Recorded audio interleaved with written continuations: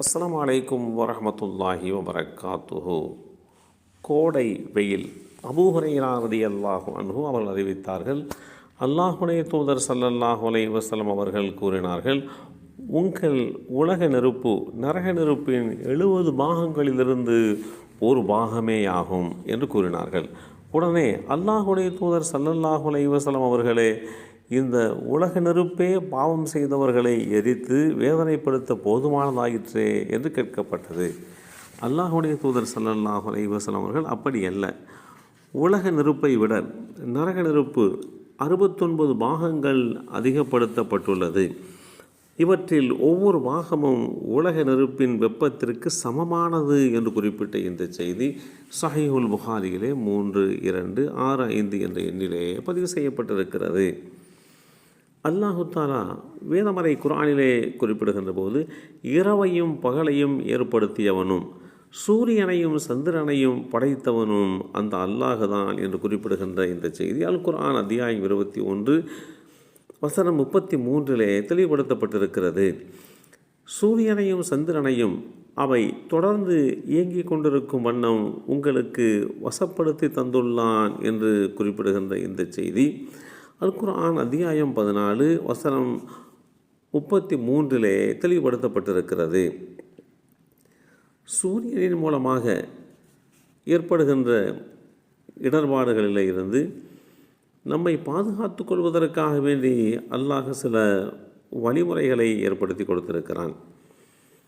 அத்தகைய அடிப்படையிலே வெப்பத்திலிருந்து தம்மை காத்து கொள்ளாத அவர்களுடைய நிலை அவ்வாறு தான் இருந்தது, இன்னும் என்னென்ன அவருடன் இருந்தது என்பதை நாம் அறிவோம் என்று அல்லாஹ் குறிப்பிடுகின்ற இந்த செய்தி அல் குர்ஆன் அத்தியாயம் 18 சூரத்துல் கஹஃப் வசனம் 91 தெளிவுபடுத்தப்பட்டிருக்கிறது.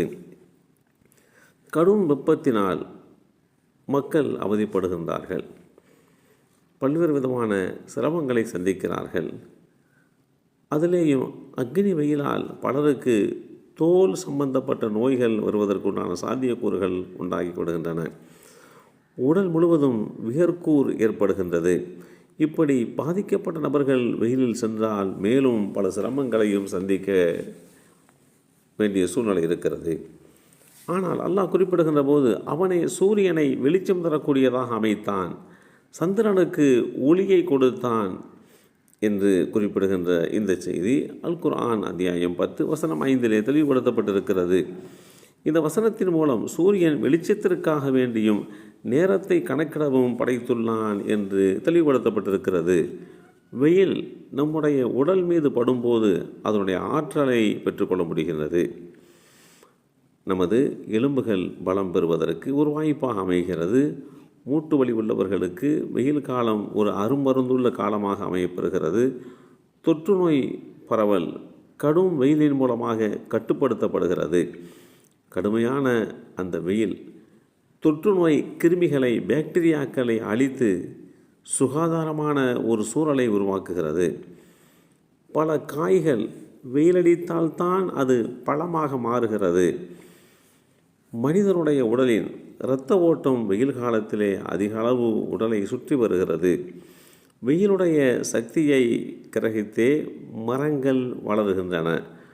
மழை காலங்களில் குறைவான வளர்ச்சியையே மரங்கள் பெறுகின்றன, ஆனால் வெயில் காலங்களிலே அதிக வளர்ச்சியை பெறுகின்றன. தண்ணீர் எந்த அளவுக்கு விவசாயத்திற்கு முக்கியமோ அதே அளவு வெயிலின் உஷ்ண சக்தியும் மிகவும் அவசியமானது என்பதையும், வியர்வை எனும் அற்புத உடல் கழிவுகளை வெளியேற்றும் நிகழ்வு இந்த வெயில் காலத்தில் அதிகம் நிகழ்ந்து நமக்கு ஆரோக்கியத்திற்கு உண்டான ஒரு சூழலை உருவாக்குகிறது. இப்படி எண்ணற்ற நன்மைகளையும் இந்த வெயில், கோடை வெயில் நமக்கு தருகின்றது. அதே வேளையிலே இந்த கோடை வெயிலிலே இருந்து நம்மை தற்காத்து கொண்டு வாழ்வதற்குண்டான வழிமுறைகளையும் இஸ்லாம் வகுத்து கொண்டிருக்கிறது.